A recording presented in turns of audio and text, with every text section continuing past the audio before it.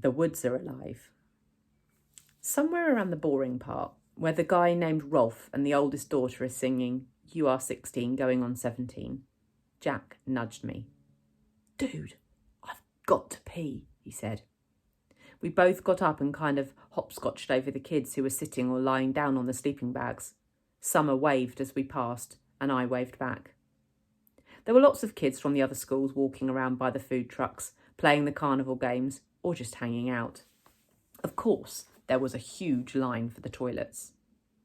"Forget this, I'll just find a tree," said Jack. "That's gross, Jack. Let's just wait," I answered. But he headed off to the row of trees at the edge of the field, which was past the orange cones that we were specifically told not to go past. And of course, I followed him. And of course, we didn't have our flashlights because we forgot to bring them. It was so dark now, we literally couldn't see 10 steps ahead of us as we walked toward the woods.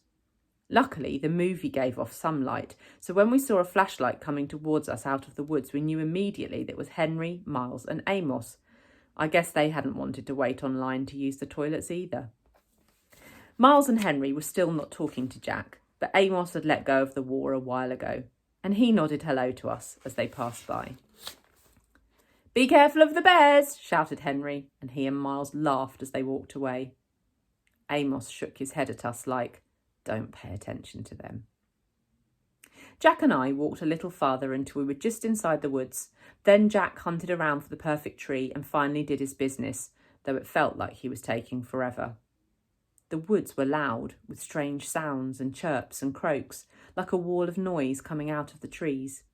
Then we started hearing loud snaps not far from us, almost like cap gun pops that definitely weren't insect noises.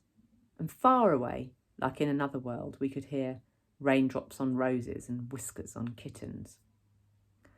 "Ah, that's much better," said Jack, zipping up. "Now I have to pee," I said, which I did on the nearest tree. No way I was going farther in like Jack did. "Do you smell that? Like firecrackers," he said, coming over to me. "Oh yeah, that's what that is," I answered, zipping up. "Weird. Let's go."